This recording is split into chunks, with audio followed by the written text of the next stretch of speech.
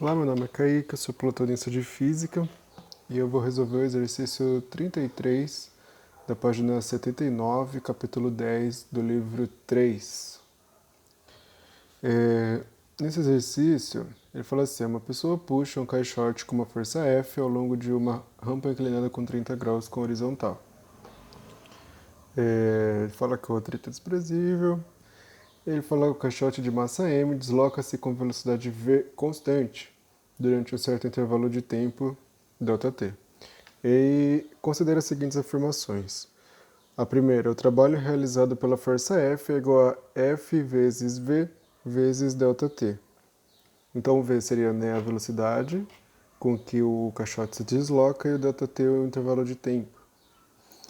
Então, na primeira aqui, o trabalho da força F, a gente vai ter o quê? Trabalho de uma força qualquer vai ser sempre força vezes a distância vezes o cosseno do ângulo entre essa força e esse deslocamento. Então, como nesse caso o deslocamento e a força são paralelos, e no mesmo sentido, o cosseno entre eles vale zero. Então, o cosseno de zero vai me dar 1, então vai ser a própria força vezes o deslocamento. E aí a gente tem que ver é igual a ΔS sobre ΔT, ou distância sobre ΔT, a gente consegue descobrir que esse deslocamento vale V vezes o intervalo de tempo ΔT. Isso significa então que o trabalho da nossa força F vai ser igual a F vezes V vezes ΔT. Então a primeira está correta. A segunda, ele fala assim, o trabalho realizado pela força F é igual a mgv ΔT sobre 2. Nesse daí a gente vai fazer uma de conservação de energia. Como a velocidade é constante, isso significa que a força resultante é igual a zero. Né? Se não tem aceleração, não tem força resultante.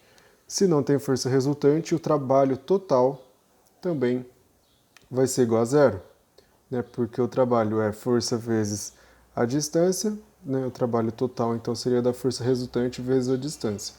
Como a força resultante é igual a zero, o trabalho total é igual a zero. E aí, ó, nesse bloquinho aqui a gente tem as duas forças F e P, né? Tem também a normal aqui, porém a normal não tem nenhuma interferência com o trabalho, porque é perpendicular ao deslocamento.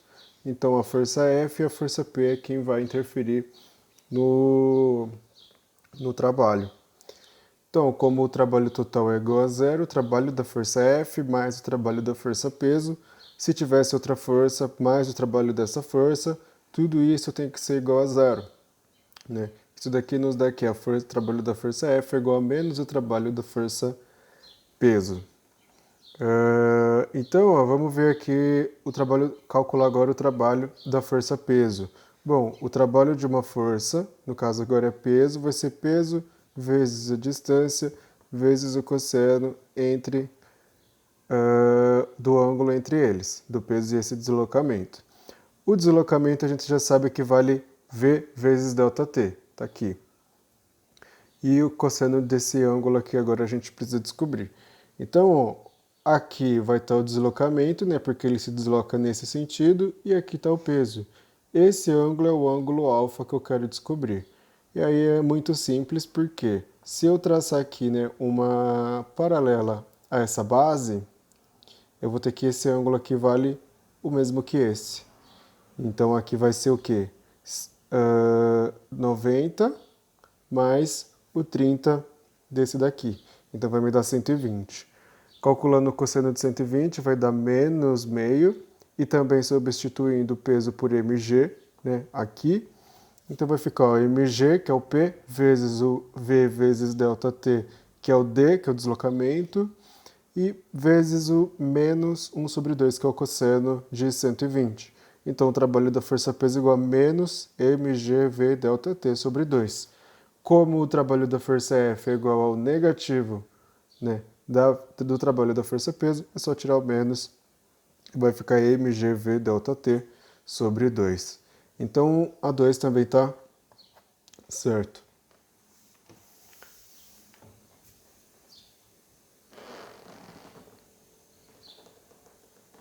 para número 3, ele fala: a energia potencial gravitacional varia de mgv ΔT sobre 2. Então, como ele está falando, né, da variação da energia potencial gravitacional, vou calcular essa variação. Então, energia potencial gravitacional, mgh. Variação de energia potencial gravitacional vai ser mg variação do h, ou seja, o h final menos o h inicial, a posição da altura final menos a altura inicial.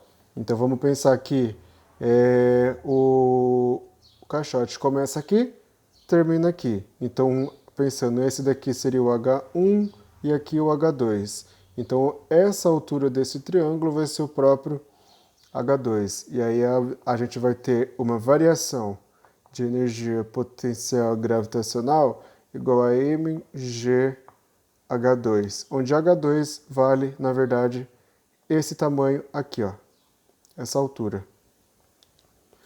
O caixote ele começa aqui, vai até aqui, então essa distância aqui, né, esse deslocamento vale V vezes ΔT. Aqui a gente tem o 30, seno de 30 graus, perdão. E aí a gente tem o que, ó? A hipotenusa, a gente quer descobrir quanto que vale o cateto oposto, então eu faço o seno, que é igual ao cateto oposto sobre a hipotenusa. Isolando aqui o H que eu quero descobrir, eu vou ter que o H vai valer V vezes ΔT vezes seno de 30, que vale meio. Então H2 vai ser então V ΔT sobre 2. Substituindo aqui, então vai ficar com energia potencial gravitacional igual a mg vezes V vezes ΔT sobre 2. Então a afirmação de número 3 também está correta. Então a alternativa certa é a letra E. As afirmações 1, 2 e 3 estão corretas.